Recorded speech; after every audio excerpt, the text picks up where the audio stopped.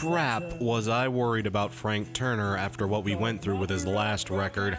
I know not everyone felt the same way I did about Be More Kind, but people, look, I'm sorry, that record was not good. It was Frank writing from a very confused and frustrated place, and it showed us Frank trying desperately to search for answers, but instead coming up with I've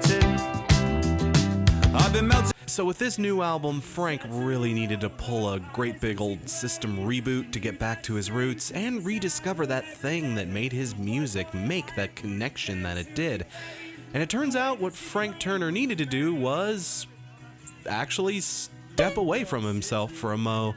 Frank is known for writing such strikingly personal tunes that it's a little weird to see him step out of that role almost entirely on a record. See, this album has a completely different concept to your average Frank record.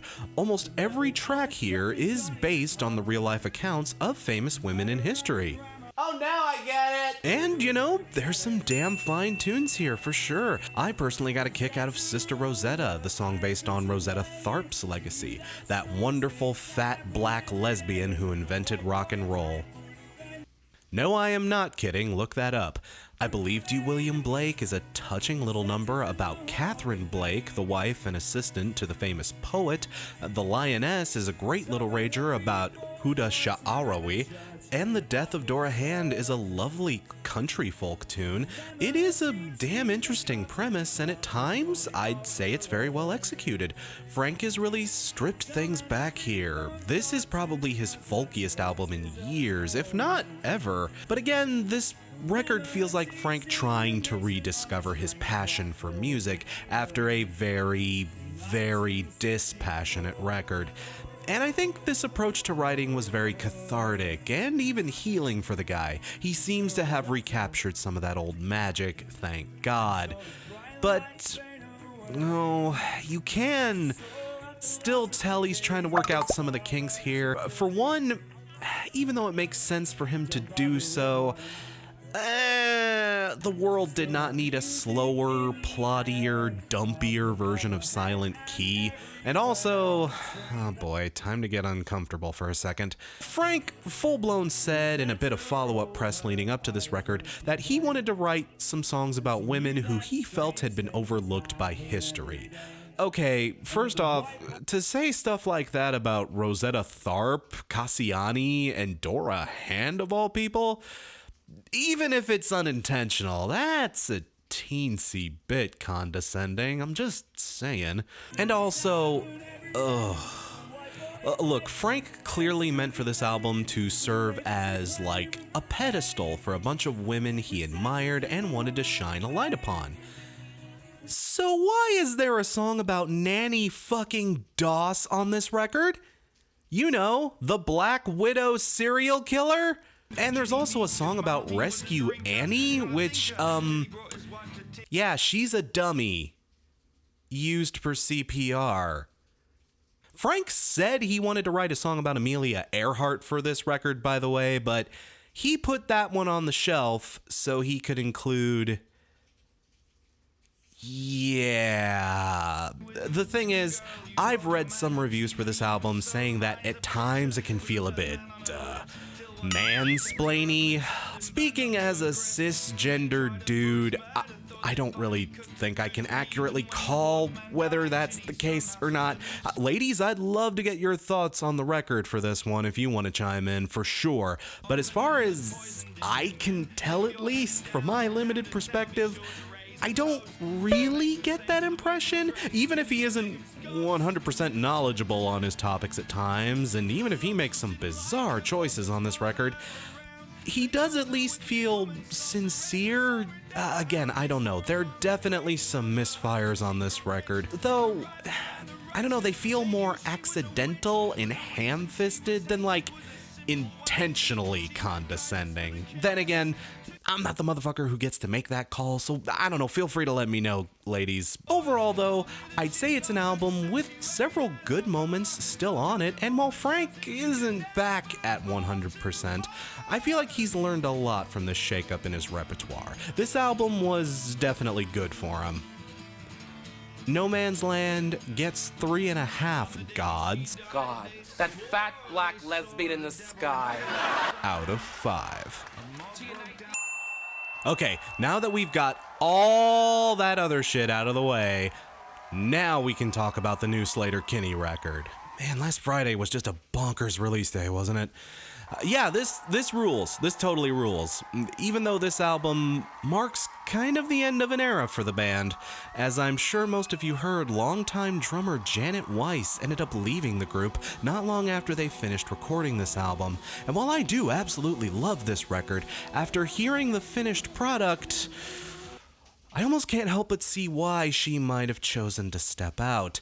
The album is a very new direction for the band, especially considering their last record. Man, that album was such a rock and roll stomper. It was loud, bombast, bold. It was a great big old punch in the face of a record, and I loved it. This record, though, there's something very different going on here. See, this one was produced by St.Vincent. Her fingerprints are all over this thing. It's a much more subdued and brooding kind of affair. It still has a damn fine amount of punch to it, but this album also feels a lot more sly, a lot more sinister, and even sexy in moments. Again, St. Vincent trademarks all over the place. It's definitely a different skin for this band, but it is a skin that admittedly does look good on them. Fuck, if anything, this album just shows off the crazy versatility these gals have. They can just do anything. At this point, I'm half convinced they could release a bluegrass polka record, and it'd still probably have to go somewhere on my album of the year list. Like, fuck.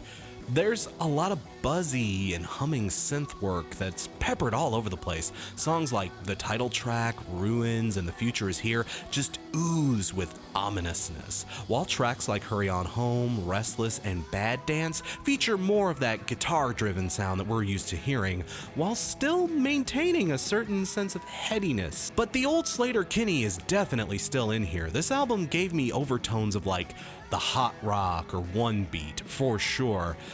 This has also got to be one of their most savage records lyrically as well. I mean, the title track alone should clue you in that this is a bit more of a politically driven kind of thing.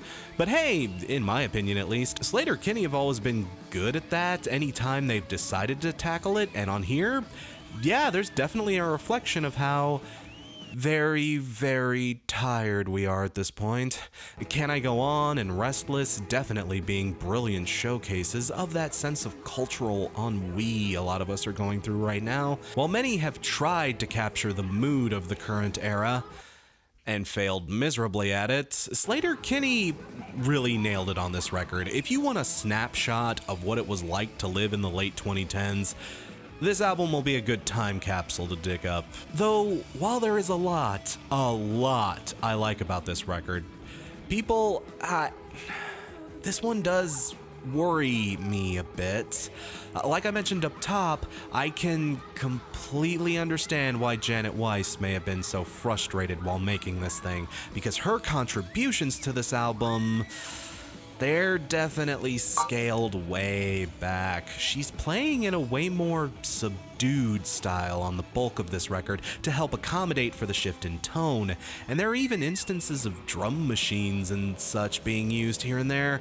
She does have her moments to shine, like on Bad Dance and the second half of the title track especially, but those moments are few and far between on this record, and Janet's drums, they are such a powerful force in this band. They're a big reason why this group rules so hard, you know? And I'd be lying if I didn't admit that her lack of presence on this album was a bit frustrating.